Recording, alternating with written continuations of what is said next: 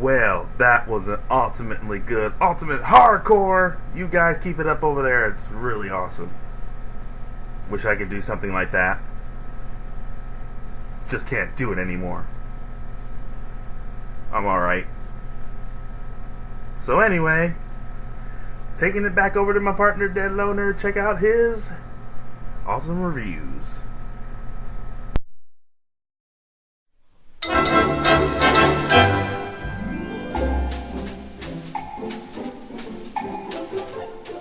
Dead Loner here, and today I'm reviewing one of my favorite NES games of all time, Werewolf, The Last Warrior.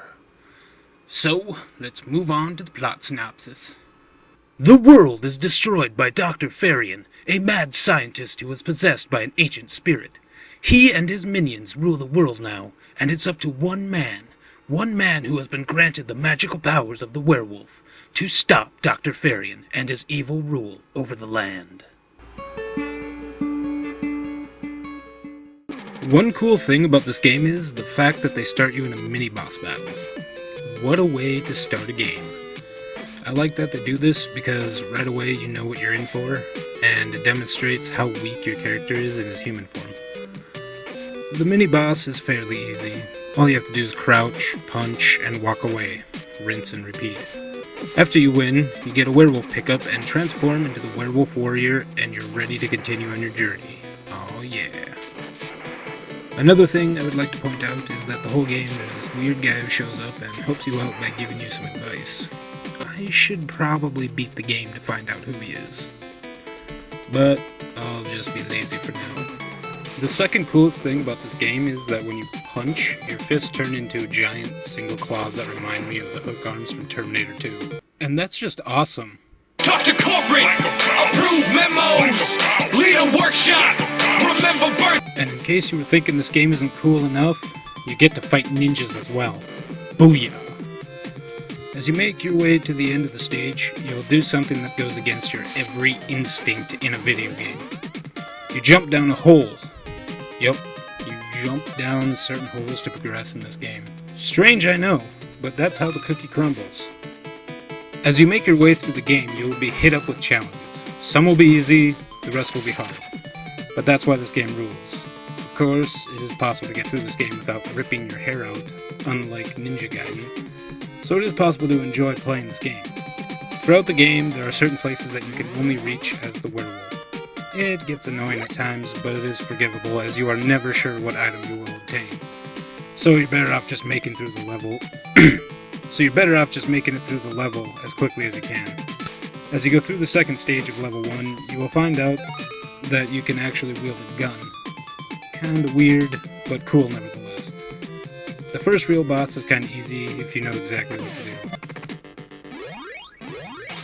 All you need to do to take out the boss as quickly as you can is to jump backwards when it turns into those green ball globs. It renders you temporarily invulnerable to attacks, which is pretty dang sweet.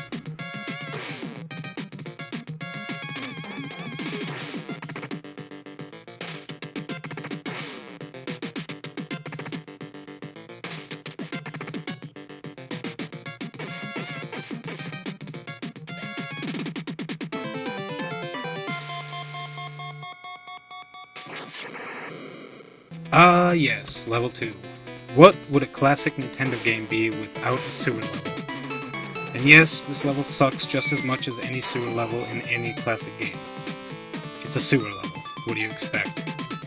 Anyway, you make your way through this level, but it's better for your gaming health to just travel through the sewer, and crap falls from the sky all around you.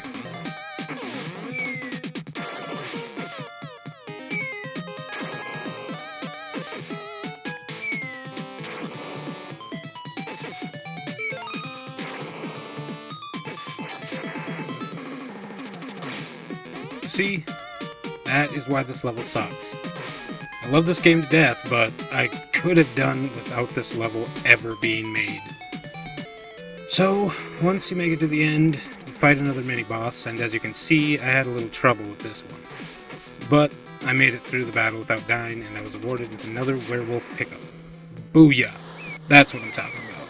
I make it a bit further to the right of the screen, and the boss for this level stands there for a few seconds and runs away like a punk.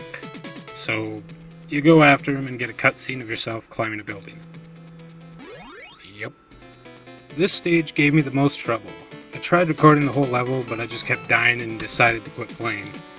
During the level, you have to climb and jump from one support beam to the next, all the meanwhile avoiding lightning striking you. That dang lightning is what got to me. That's why I quit playing. So, with that being said, to see more, I recommend playing the game. It's loads of fun and just all-out awesome. That means it's time for my final rating. This time I will give it a more thorough rating than my last review, and I've decided to change the rating score. If it's good, thumbs up. If it's bad, thumbs down. Let's roll. First up, the music and the sound.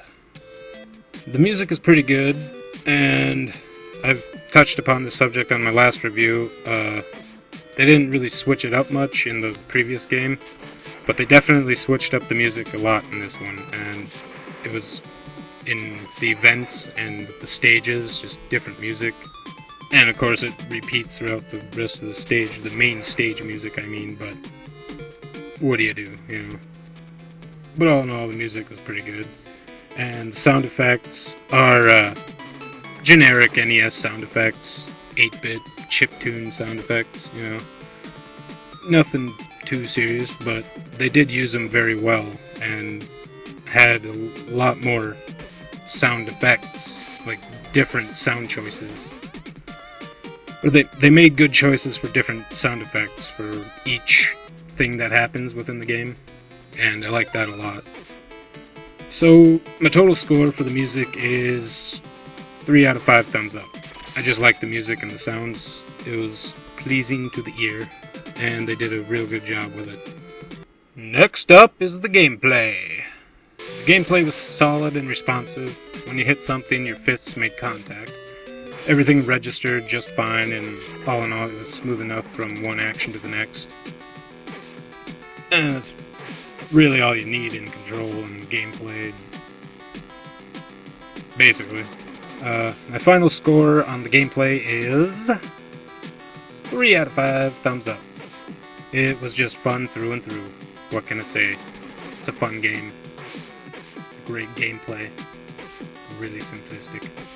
Thirdly is the graphics. The color scheme is a bit boring to look at, and the backgrounds could have had a little more detail, but all in all, the color choices made every object and character distinguishable, so you knew what was what and who was where. Overall, the graphics were decent enough. You could tell what anything was, and nothing blended with the background, so that's a plus. My final verdict is 2 out of 5 thumbs up. Graphics could have been better, but colors were used properly, so it gets a 2. And now the overall score is 4 out of 5 thumbs up. What else can I say? The game is simple, easy to figure out, and you get to play as a werewolf with the T-1000's hook arms. Come on, people! That is just the coolest thing ever. Well, I suppose that wraps things up for today. This is the Dead Loner signing off. Talk to corporate, approve memos, lead a workshop.